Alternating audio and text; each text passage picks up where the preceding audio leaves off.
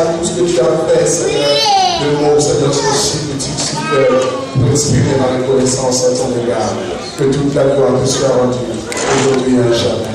Dans le nom de Jésus-Christ. Amen. Amen. Amen. Amen. Pour faire une prochaine gloire.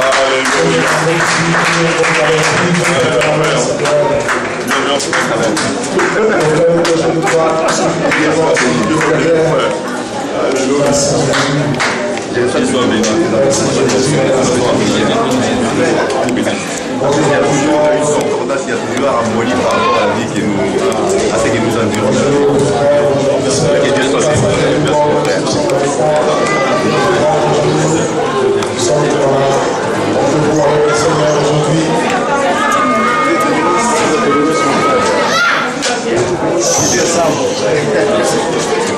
fait toujours plaisir, grande joie et c'est les joies de se retrouver.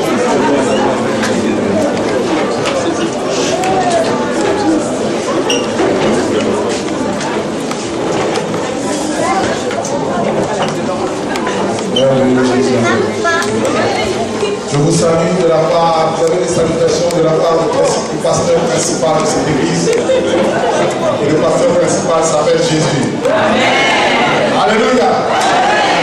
Vous n'avez pas répondu aux salutations du pasteur principal. Il s'appelle Jésus, le souverain berger. Nous qui sommes ici, de toute façon, pasteur, on va demander de vous saluer de sa part. Amen. Alléluia. Nous le saluons aussi. Amen. Amen. Que le nom du Seigneur soit vraiment glorifié. Nous sommes très heureux de vous accueillir aujourd'hui, notre couple de culte dans cette salle. Et merci à Dieu pour sa fidélité, merci à Dieu pour le prière des anges. Et grâce à cela, Dieu a rendu ce moment possible. Et merci encore à toutes les personnes qui ont travaillé de près ou de loin, qui ont contribué tant spirituellement que financièrement, moralement, qui ont consacré leur temps pour apprêter ce lieu afin que nous puissions nous réunir autour du nom de Jésus. Amen. Amen. Amen. Dieu mon ami, ça va chauffer. Ça va chauffer. Dieu mon ami, ça va chauffer. Ça va chauffer. Dis-lui encore, il n'a pas encore dit, ça va chauffer. Ça va chauffer. Parce que le Saint-Esprit est là. Amen. Là, il y a le Saint-Esprit, il y a la chaleur. Amen. Il y a la vie. Amen. Amen. Amen. Gloire à Dieu. Alors, maintenant que mon message d'aujourd'hui, je ne serai pas long. Juste nous sommes conduits dans la puissance de Dieu pour tout ce que Dieu va faire dans la suite des temps aussi. Je vais parler de chant que nous venons de chanter tout à l'heure. Je parlerai de Golgotha. En prédication sera axée sur le thème central, la Bible. Ce que la Bible présente est le salut de l'humanité, ce que Dieu a prévu pour l'humanité. Golgotha. Tel est le thème de mon message. Je vous invite à prendre avec moi deux passages, et simplement tout au long de la prédication, je vais accoucher quelques autres livres de lecture. Alors, le premier passage que nous allons prendre se retrouve dans le livre de Genèse au chapitre 3. Genèse au chapitre 3. Genèse au chapitre 3. Et nous allons prendre le verset 14 au verset 15. Genèse 3, au verset 14 au verset 15. Il est écrit ceci. L'Éternel Dieu dit au serpent, parce que tu as fait cela, et tu seras maudit entre tout le bétail et entre tous les animaux des champs. Tu marcheras sur ton ventre et tu mangeras de la poussière tous les jours de ta vie. Je mettrai inimitié entre toi et ta femme, entre sa postérité et sa postérité, et celle-ci te crasera la tête et tu lui blesseras le talon. Amen. Et le deuxième passage, nous regardons le texte de Genèse chapitre 3, verset 14 à 15, et nous partons rapidement dans le livre de Jean au chapitre 19. Jean au chapitre 19, nous allons lire à partir du verset 16. Jean chapitre 19, à partir du verset 16 jusqu'au verset 22. Et nous lirons ensuite le verset 28 jusqu'au verset 30. Jean chapitre 19, le verset 16 au verset 22. Et nous lirons à la suite du verset 28 au verset 30. La parole de Dieu décrit ceci. Alors il le livra pour être crucifié. Ils prirent donc Jésus et l'emmenèrent. Jésus, portant sa croix, arriva au milieu du crâne, qui se nomme en hébreu Golgotha. En hébreu, ou en araméen, Golgotha. Et Et c'est là qu'il fut crucifié, et 2 autres avec lui, un de chaque côté, et Jésus au milieu. Pilate fit une inscription qu'il plaça sur la croix, et il est écrit ainsi: Jésus de Nazareth, roi des Juifs. Beaucoup de Juifs lurent cette inscription parce que le lieu où Jésus fut crucifié était près d'Aviv, et elle était en hébreu, en grec et en latin. Donc l'inscription a été marquée en 3 langues, en hébreu, en grec et en latin. Et les principaux sacrificateurs des Juifs dit à Pilate: n'écrit pas roi des Juifs, mais écrit qu'il a dit Jésus, roi des Juifs. Pilate répondit: ce que j'ai écrit, je l'ai écrit. Amen. Ce que j'ai écrit, je l'ai écrit. Amen. Plus personne ne pourra l'effacer, plus personne ne pourra la coller, parce que c'est la réalité. Alléluia. Celui dont la jeunesse dans le prodige. Et le verset 28, verset 30, il est dit: après cela, Jésus savait que tout était déjà consommé, dit: afin que l'écriture soit accomplie, j'ai soif. Et il y avait là un vase plein de vinaigre. Et les soldats en eurent remplir une éponge et l'ayant fixé à une branche d'hysope, ils l'approchèrent de sa bouche. Et quand Jésus l'eut pris, il eut pris le vinaigre, il dit: tout est accompli. Et baissa la tête, il rendit l'esprit. Amen. Amen. Golgotha. Golgotha. Et Golgotha, c'est un nom qui vient de l'araméen, vous voyez, qui vient de l'araméen, qui signifie littéralement crâne. Golgotha donne crâne.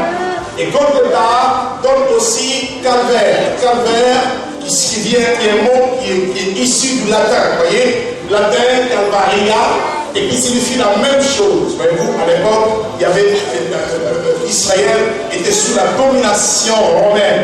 Et les Romains avaient pris le pouvoir, et la langue hébraïque et la langue plutôt latine étaient aussi pratiquées à l'époque. Et quand on parle de Golgotha, nous voyons un lieu où les crânes ont été exécutés, les hommes ont été exécutés, un lieu où on exposait les crânes. Vous voyez, un lieu où on exposait les crânes, où on sacrifiait aussi des personnes de mauvaise vie. Vous voyez, je suis allé en Israël, je suis passé par là, j'ai vu ce qu'on appelle Golgotha, j'ai vu ce qu'on appelle le mont, oui, le mont du Calvaire.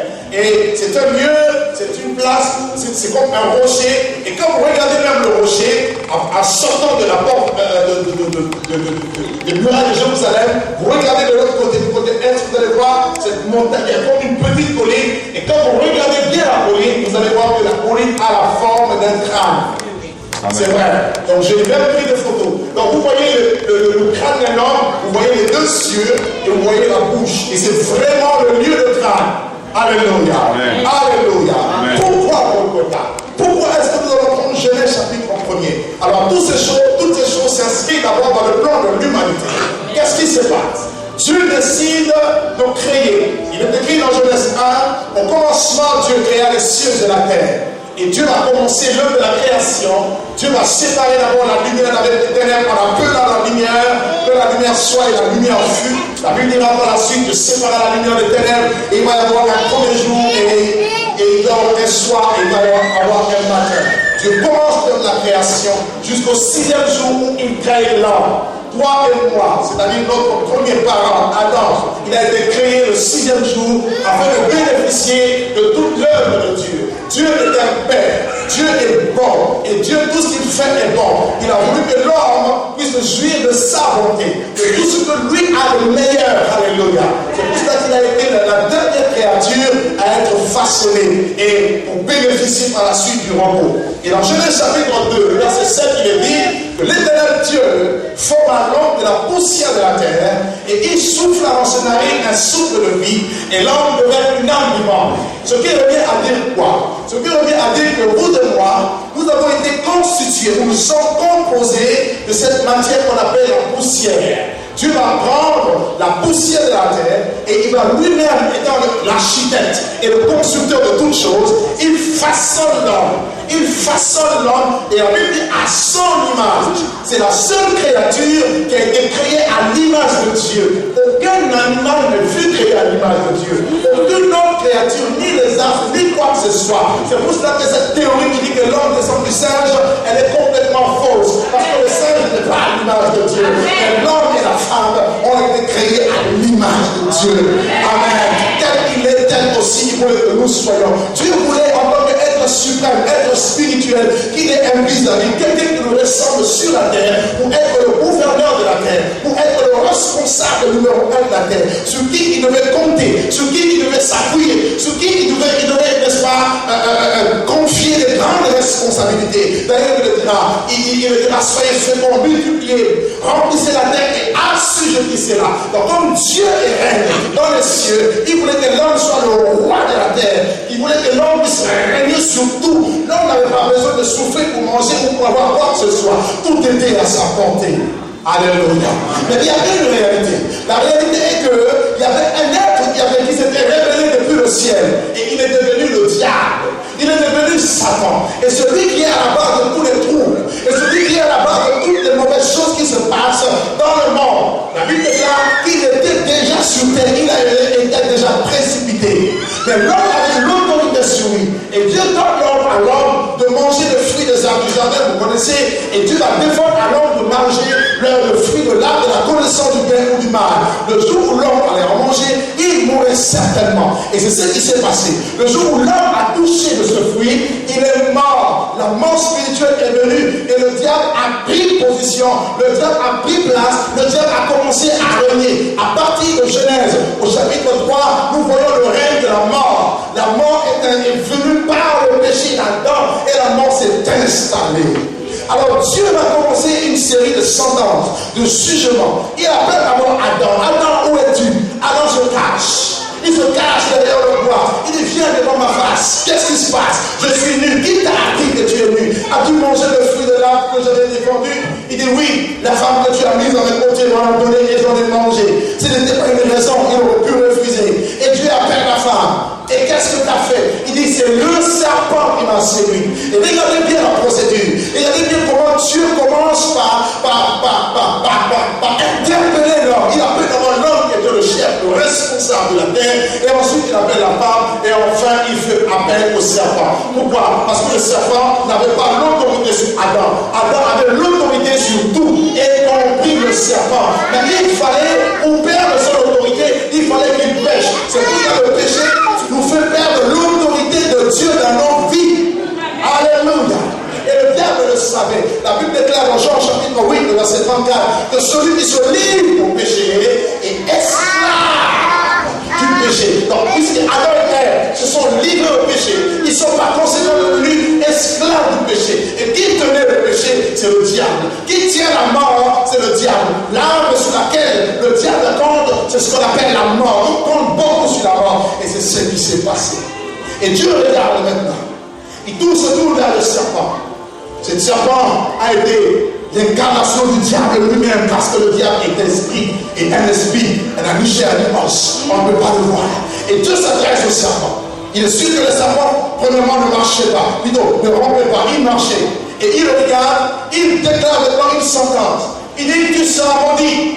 À partir de maintenant, tu seras maudit. Tu marcheras sur ton ventre et tu mangeras de la poussière de la terre. Voilà la sentence qui va tomber sur Adam, plutôt sur le serpent. Une malédiction. C'est pour ça que vous verrez que le serpent, même lorsque vous ne connaissez pas la Bible, vous verrez que le serpent a quelque chose de bizarre.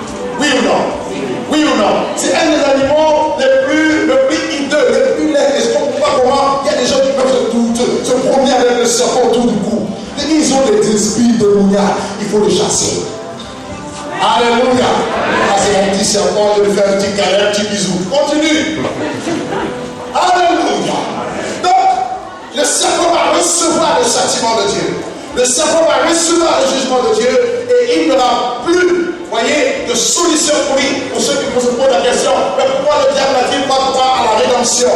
La rédemption n'a pas été faite pour le diable. La Bible déclare le feu éternel, la chaîne est préparée pour le diable et pour tous ceux qui suivent le diable. Mais le feu de l'enfer n'a pas été préparé pour l'homme. C'est pour ça que Dieu regarde cela. Il dit, tu mangeras de la poussière. Cela signifie quoi? Dieu lui-même ouvre la voie pour que le serpent commence à attaquer la poussière. Et dans Ésaïe chapitre 65, Ésaïe 65, le verset 23 à 25, la Bible nous parle de la poussière qui constitue la nourriture du serpent. Donc la nourriture du serpent et le diable, c'est la poussière. On le savait que toi et moi, nous sommes composés de cette matière qu'on appelle la poussière. Amen. Tu comprends maintenant pourquoi le diable t'aime? Tu comprends pourquoi tous les démons cherchent à détruire ta vie? Parce que tu l'intéresses. Vous savez pourquoi? Parce que tu es la seule créature qui a été créée à l'image de Dieu. Amen. Dieu a besoin de toi. Le diable aussi a besoin de toi. Il y a une guerre spirituelle. Dieu cherche les vrais adorateurs. Il a dit quoi? L'heure est venue où les vrais adorateurs adoreront le Père en esprit et en vérité. Mais en même temps, de l'autre côté, le diable cherche aussi à gagner le monde. Nous savons que nous sommes de Dieu et que le monde entier est sous la puissance du malin. Amen. Amen. Amen. Amen. Est-ce que vous comprenez un peu? Amen. Donc, c'est ce qui va se passer. Donc, le premier Adam qui a été tiré de la terre a échoué sa mission. Alors, Dieu donne une promesse. Le tout premier prophète de la Bible, je dirais en termes de prophétie, c'est Dieu lui-même. Genèse 3:15 constitue une première prophétie que Dieu lui-même a lancée à la fin de l'humanité. Il dira à partir d'aujourd'hui, je mettrai inimitié, je mettrai la haine, je mettrai vous voyez, cette confrontation entre toi, la femme et le serpent, entre ta descendance et sa descendance. Donc il y a une guerre qui a été déclenchée, une guerre de descendance. Et Dieu dit que la descendance du serpent allait blesser la descendance de la femme au talon et la descendante de la femme allait écraser sa tête. Or, pour écraser la tête, il fallait à Golgotha seulement. Amen. Amen. Dieu n'a pas choisi un autre endroit, puisque c'est le nom crâne. Où est-ce que le crâne doit être écrasé? À Golgotha. À Golgotha. À Golgotha. C'est là que Dieu a choisi, voyez, pour que la tête du serpent soit écrasée. Amen. Et l'histoire de l'humanité va se tracer. Dieu lui-même va prendre soin de susciter des hommes et des femmes, commençant par Abel, qui avait en lui l'esprit de Dieu, et il sera détruit, tué par son frère Caïn. Caïn a tué Abel tout simplement parce que les œuvres de Caïn étaient mauvaises et que les œuvres d'Abel étaient justes. Caïn est l'image de ceux qui ont été justifiés par la grâce de Dieu, de ceux qui ont la foi, car il y a le salut en aucun autre nom. Car pour accéder maintenant au salut, il seul la foi peut nous accéder dans le trône de Dieu. Alléluia. Oui, ce n'est pas par des œuvres, ce n'est pas par de l'argent, par de l'or que nous avons été rachetés. C'est la foi en Dieu, en l'œuvre que Jésus est venu faire au temps marqué par Dieu, qui pouvait apporter le salut à l'humanité. Car la grâce a toujours existé, et le temps de la grâce a été manifesté par la personne de Jésus. Elle a toujours existé parce que c'est un Dieu de grâce. Il est là que Noé trouva grâce aux yeux de Dieu. Alors au temps de Noé, Jésus n'était pas encore, mais la grâce était encore. La grâce était là, mais la grâce était comme voilée. Et Dieu a successivement utilisé des hommes, de la lignée d'Apha, jusqu'à arriver à Christ. Et avant même de parler de Jésus, il y avait un peu d'histoire d'Israël. Israël, cette nation choisie par Dieu. Israël, cette nation pour appeler à être la langue de Dieu, le témoin de Dieu, pour révéler Christ, pour révéler la lumière de Dieu, je dirais de Yahvé à la face de l'humanité. Israël qui reçoit la Torah. Israël qui est mandaté par Dieu. Israël qui a à sa tête un homme, un prophète de l'Éternel. Moïse, pas un autre était comme lui, ni avant ni après. Il est le seul, le plus grand prophète qui ait existé en Israël. Et la Bible déclare quoi? La Bible déclare qu'il soit arrivé un jour dans le désert et les enfants d'Israël avaient péché et Dieu a envoyé des serpents venimeux et les serpents vont venir mordre Israël. Et les enfants d'Israël vont commencer à tomber, ils vont commencer à mourir. Et Dieu dit à Moïse de prendre un serpent d'airain et de le lever sur une perche, ce qui était une prophétie qui annonçait aussi la Golgotha. Alléluia. Qui annonçait aussi l'œuvre que Dieu allait faire longtemps après. Que Dieu est maître de temps et il est maître de circonstances. Il ne fait jamais les choses avant le temps. Il n'arrive jamais avant, il n'arrive jamais en retard. Il arrive au bon moment. Il arrive au bon moment. Et là, on va faire ce moment de Dieu pour moi.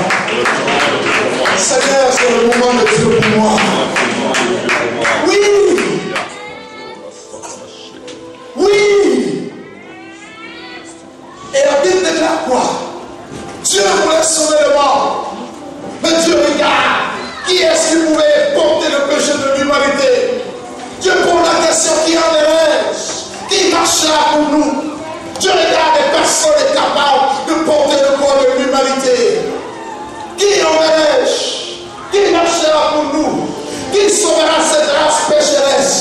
Car le seul problème de Dieu, c'est le problème du péché. Car le péché, c'est la seule chose qui nous prive la gloire de Dieu. Tous sont péchés et sont privés de la gloire de Dieu. Le péché, c'est la seule chose qui nous sépare de Dieu.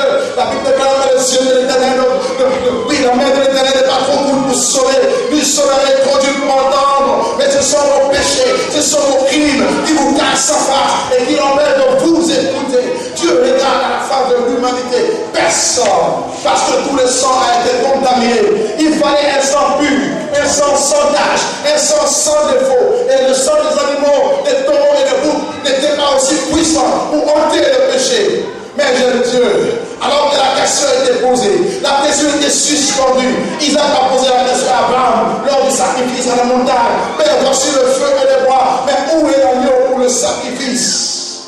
Mais l'agneau de Dieu avait été réservé à une époque précise, à un temps marqué par le calendrier de Dieu, comme je viens de le dire. Dieu est un Dieu de programme. Il n'est jamais en avance, il n'est jamais en retard. Et lorsque le temps de Dieu devait sonner, lorsque le temps de Dieu allait sonner, il fallait que quelque chose se passe. Amen. La Bible déclare, lorsque les temps ont été accomplis, Dieu envoya son fils, né d'une femme et né sous la loi. Et le temps, ce temps-là, c'était au temps de Jésus. Amen.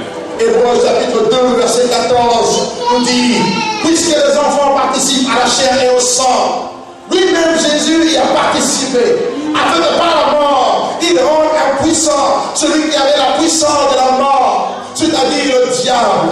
Le premier Adam avait échoué parce qu'il était tiré de la terre, parce qu'il avait désobéi. Mais Dieu l'a défié à nouveau. Il ne pouvait pas vaincre le diable en tant que Dieu parce que Dieu est tout puissant. Il n'a même pas besoin de venir voir le diable. Une seule parole, le diable est voltigé dans la nature. Amen. Vous connaissez la puissance de Dieu? Est-ce que vous connaissez la puissance de Dieu? Amen. Est-ce que quelqu'un ici connaît la puissance de Dieu? Est-ce que vous savez que quand Dieu parle, rien que sa parole, ça fait vibrer le monde? Amen. Le monde est ébranlé. La Bible dit la terre, écoute la parole de Dieu.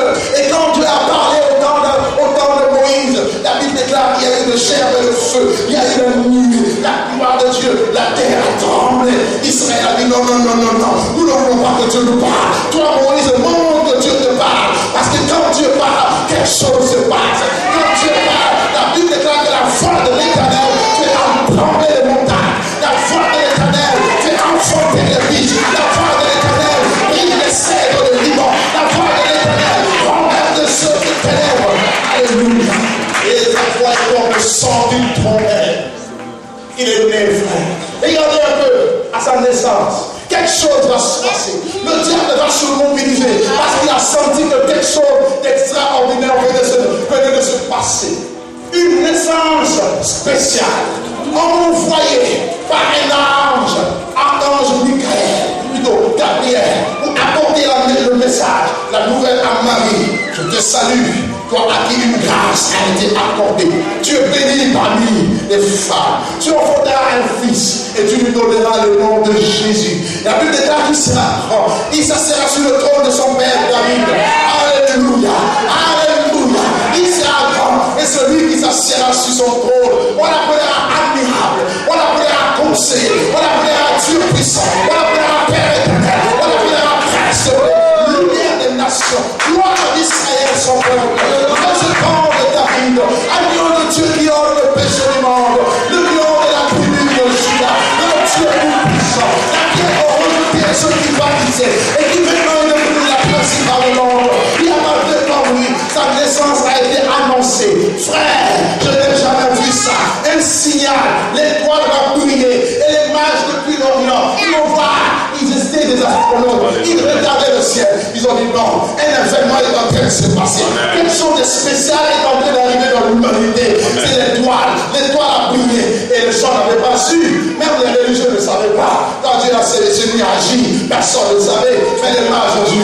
Les mages ont eu la révélation. Ils sont venus avec des luchettes. Ils ont suivi l'étoile. Ils ont suivi l'étoile. Mes amis, j'ai souvent l'habitude de dire, mais moi-même, j'ai un GPS. Des fois, mon GPS peur. Mais le seul, alléluia, l'étoile, c'est l'étoile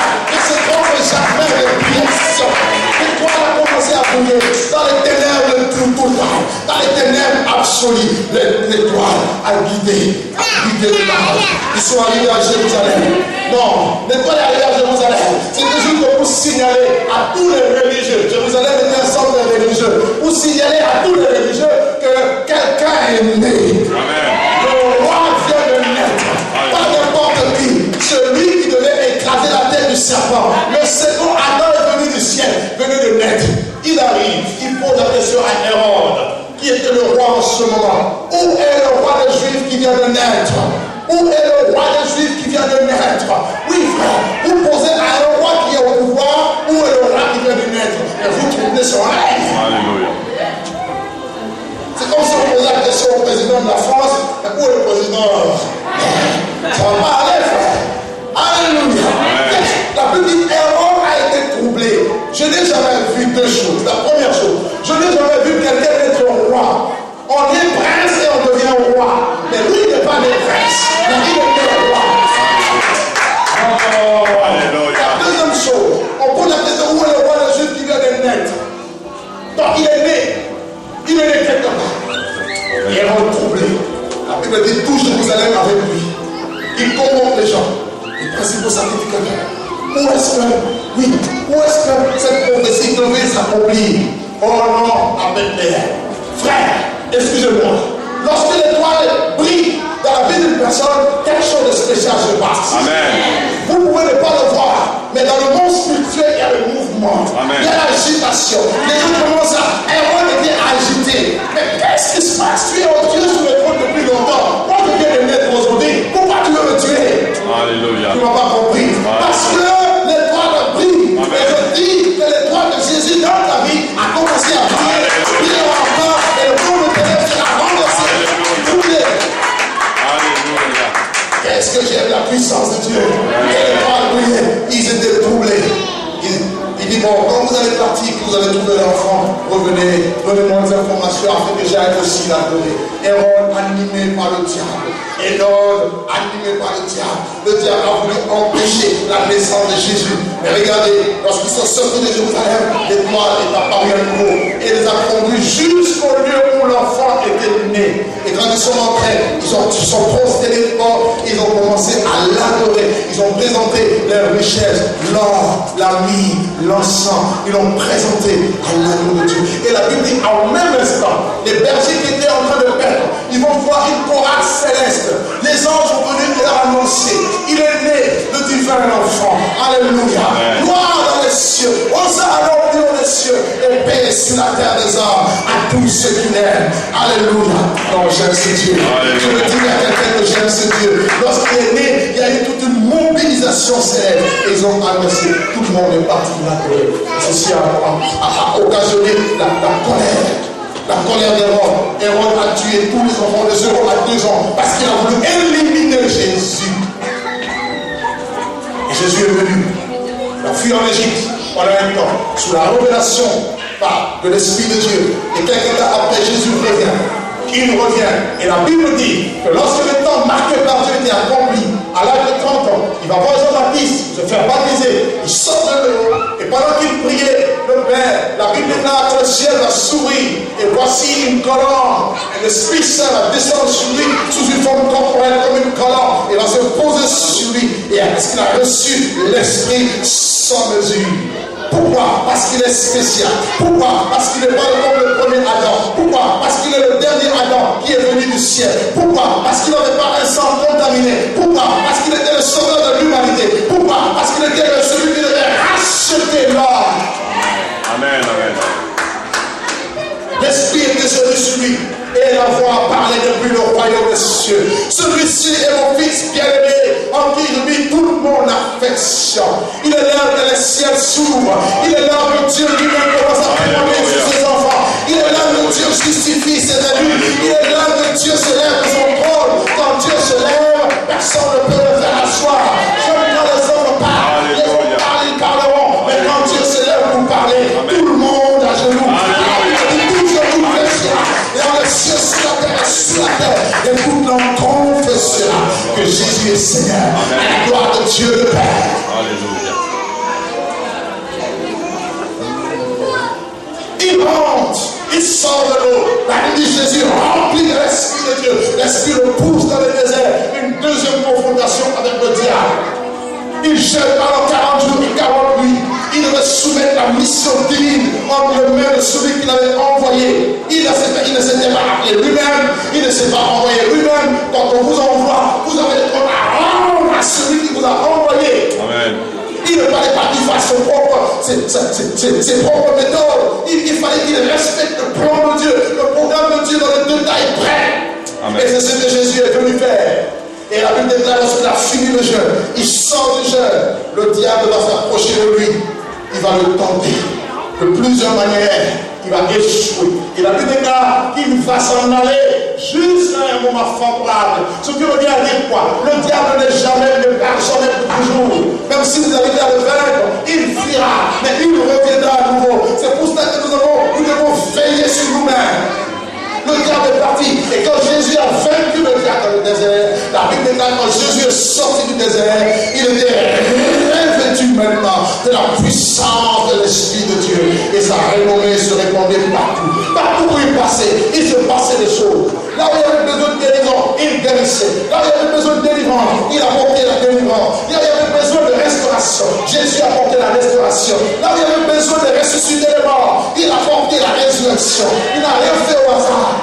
Vous savez comment Dieu a point l'Esprit de Dieu et le corps Jésus de Nazareth qui allait de lieu en lieu, qui sanctionnait sur l'envie du diable, car Dieu était avec lui. Car Dieu était avec lui. Il réussit la mission. Pendant 3 ans et demi pratiquement, Jésus réussit la mission. Il fait la volonté de Dieu. Il dit ma nourriture est de faire la volonté de celui qui m'a envoyé. Et accomplit son œuvre. Il a parfaitement accompli l'œuvre de Dieu. Et voilà que le diable, après 3 ans, il revient à la charge. Il revient à la charge. Pourquoi? Parce qu'il fallait que la prophétie s'accomplisse. Pourquoi? Parce qu'il fallait que l'humanité soit sauvée. Or, l'humanité ne serait jamais sauvée si le diable n'était pas venu crucifier Jésus. Mais en ce moment-là, il pensait qu'il avait raison. Il pensait qu'il pouvait se réjouir. Vous savez ce qui va se passer? Il va entrer dans Judas pour accomplir la prophétie de Ésaïe, plutôt le psaume 41. Psaume 41 dit, celui-même qui était en paix avec moi, il mangeait mon pain, il lève aujourd'hui le talon contre moi. Judas entra, la Bible dit, il entra, plutôt le diable entra dans Judas. Le diable est entré dans Judas. Et le cœur de Judas a été changé. Et voilà Judas, qui était issu de la même tribu que Jésus, le seul disciple qui était de la tribu de Judas, qui était Judas Iscariote. Il va le livre pour accomplir Zacharie. Ils ont vendu le fils de l'homme pour 30 pièces. Il est parti livrer le Seigneur que nous aimons. Oh, pourquoi ce tumulte parmi les nations? Pourquoi ces belles pensées parmi le peuple? Leurs mains se sont liguées avec les nations contre le Seigneur et contre son point. Mais cela a été programmé par Dieu parce qu'il fallait que le plan de Dieu s'accomplisse. Il fallait que le plan de Dieu de la rédemption puisse arriver à son terme. Le diable entre dans Judas. Pendant que Jésus-Christ prenait la Sainte Seine, il dit celui qui prend avec moi en même temps, c'est celui qui me livrera. Et au même instant, Judas est parti. Il est parti vendre le Seigneur. Et voilà qu'il amène des troupes. Notre Seigneur sera arrêté. On va l'arrêter, frère. Pourquoi? Parce qu'il fallait qu'il soit arrêté. Il dit lui-même au royaume n'est pas de ce monde. Si mon royaume était de ce monde, mes serviteurs auraient combattu pour moi. Personne ne peut arrêter Jésus. Il s'est laissé faire. Il dit, personne ne montre la vie. J'ai le pouvoir de la donner. J'ai le pouvoir de la reprendre. Il se livre lui-même. Qui a cru à ce qui nous a été annoncé? Qui a reconnu le bras de l'Éternel? Il se revenait, lui, comme une feuille de blanc. Oui, comme un rejeton qui sort d'une terre desséchée. Nous l'avons méprisé, nous l'avons dédaigné, nous n'avons fait de lui aucun cas. Nous l'avons méprisé, homme de douleur, habitué à la souffrance.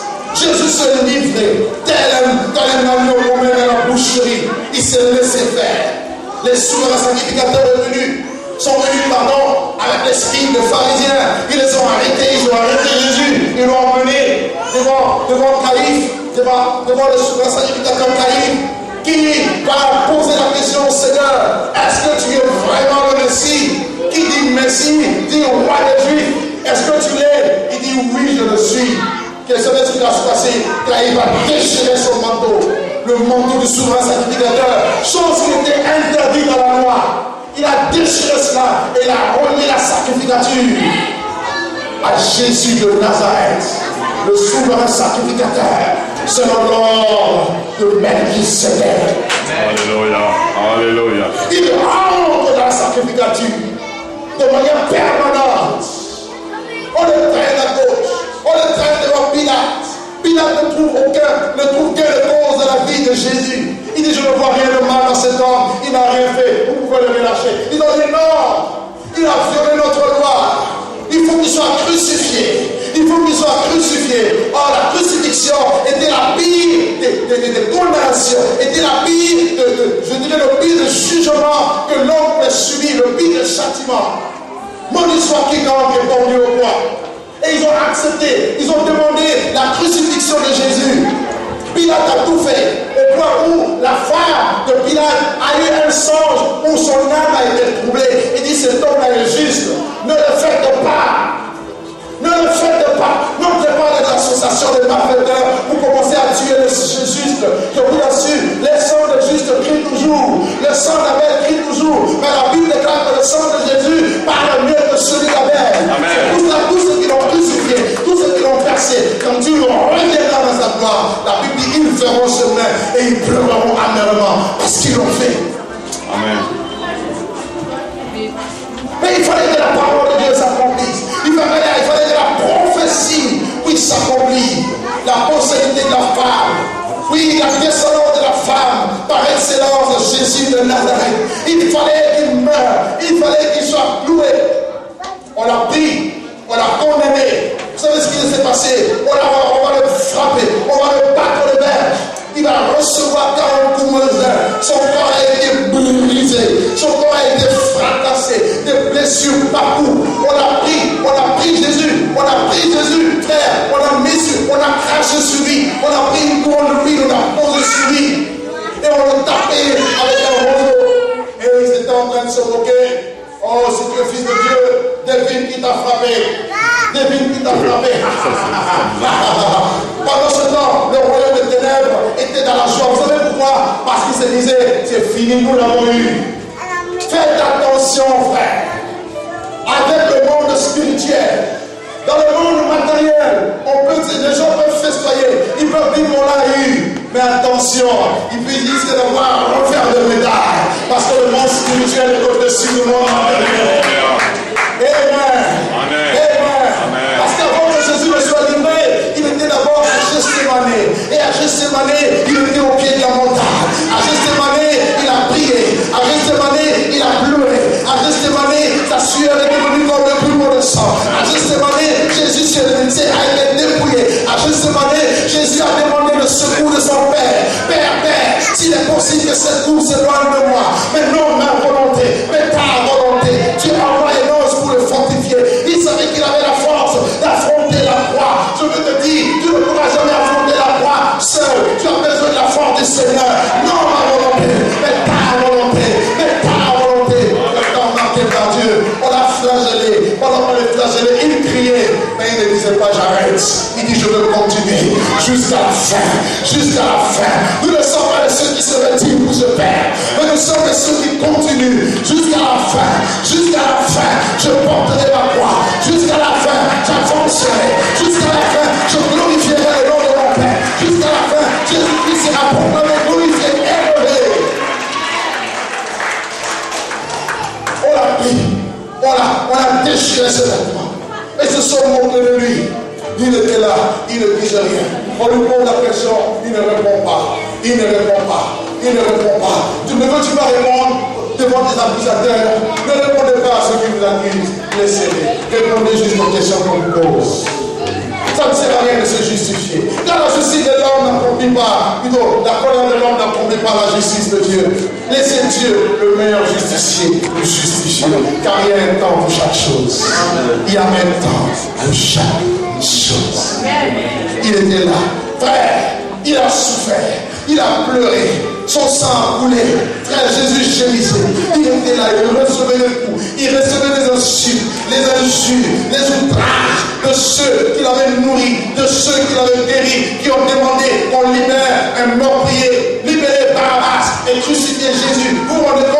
Alors que vous êtes juste, alors que vous cherchez à faire du bien aux gens, mais les gens cherchent à vous nuire, les gens cherchent à vous descendre, les gens cherchent à vous écraser. Mais attendez un peu, attendez, ne cherchez pas votre vengeance. Encore un peu de temps, encore un peu de temps. Après la croix, il y a quelque chose. Après Golgotha, il y a la séquence. Une séquence que je parlerai tout à l'heure. Après Golgotha, il y a quelque chose. À Golgotha, il fallait que le royaume des ténèbres soit dans la fête. La Golgotha, c'était le lieu des ténèbres. C'était les ténèbres. Si vous lisez dans Matthieu chapitre 27, on nous dit que lorsqu'on l'a amené à Golgotha, Jésus-Christ va être crucifié là avec deux malfaiteurs. Pendant ce temps, il va se passer quelque chose. Il va voir que pendant 3 heures, il va y avoir des ténèbres sur toute la surface de la terre.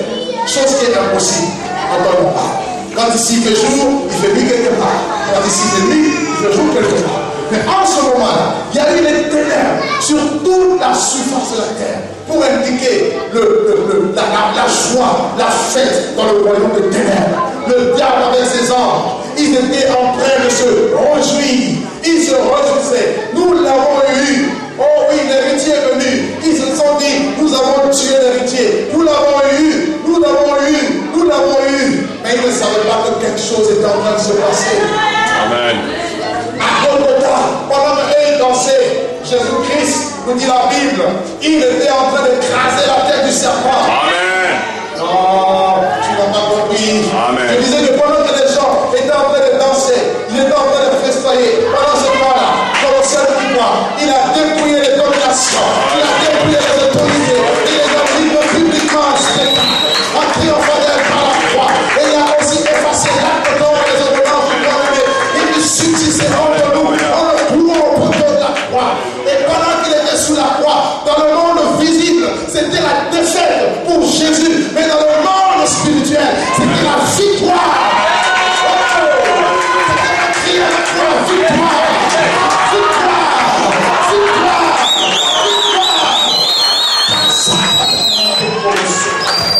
Victoire. Deux choses. Dans le monde physique, il y avait les pleurs. Marie pleurait son fils. Les disciples étaient là désemparés, déçus, sous le poids de la déception. Mais Jésus savait ce qu'il faisait. Il dit, Mère, Marie, femme, ne pleure pas. Voici ton fils, voici ta mère. Je sais ce que je suis venu faire ici. Si Jésus n'avait pas accepté la croix, personne de vous ne serait sauvé. Ni même moi qui vous parle. Quand le péché était tellement grave, personne ne pouvait te sauver dans lui-même. Il fallait un agneau sans défaut. Il fallait un agneau sans tâche. Il fallait un agneau pur. Et il s'appelle Jésus, l'agneau de Dieu. Il a accepté. On l'a crucifié. On l'a crucifié. On l'a crucifié. Il a pleuré. À un moment donné, il dit, Élie, Éloi, lama sabachthani. Mon Père, pourquoi m'as-tu abandonné? Parce qu'ayant substitué l'âme, il avait pris le péché de l'humanité et Dieu était obligé de le quitter. Dieu était obligé de l'abandonner car les yeux du Seigneur sont trop justes pour voir l'iniquité. Dieu ne pouvait pas voir l'iniquité et rester tranquille. Il fallait qu'il le lâche. Dieu l'a lâché parce qu'il fallait qu'il pleure, il fallait qu'il souffre, il fallait qu'il gémisse à la croix. Jésus l'a accepté. Il a porté le poids de tous les péchés. Imagine la somme de tous les péchés que tu as fait depuis que tu es né. Imagine la somme de toutes les désobéissances. Jésus l'a porté à la croix. Il dit, pour mon fils que j'aime, pour cette fille que j'aime, pour ce garçon que j'aime, je veux mourir pour lui. Il a pris ta place. Frère, personne d'autre ne peut le faire. Ton père ne le fera jamais. Ta mère ne le fera jamais. Ton époux ne le fera jamais. Tes enfants ne le feront jamais. Mais un seul nom, le nom de Jésus. Il sera porté le poids de l'humanité. Il serait monté au poteau de la croix, crucifié, abandonné, hors de pleurs. Il a pleuré, il a gémi. Il dit, Père, pardonne-leur, car ils savent ce qu'ils font. Pardonne-leur, ne leur impute pas ce péché. Je prends cela sur moi. Amen. Et quand il a fini d'accomplir son œuvre, il lève la tête. Il regarde l'humanité avec un regard prophétique. Il n'a pas regardé juste les hommes de ce temps. Il a aussi regardé l'humanité qui allait venir dominer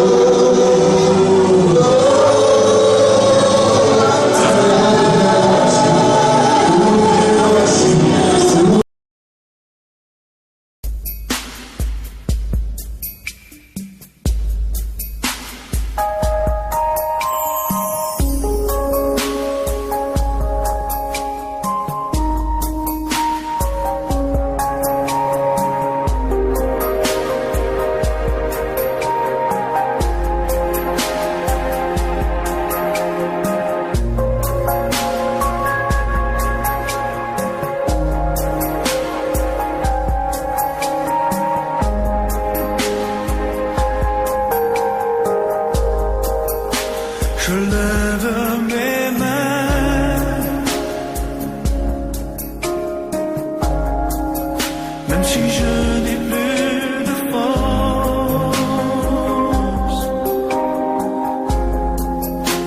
je lève mes mains, même si j'ai des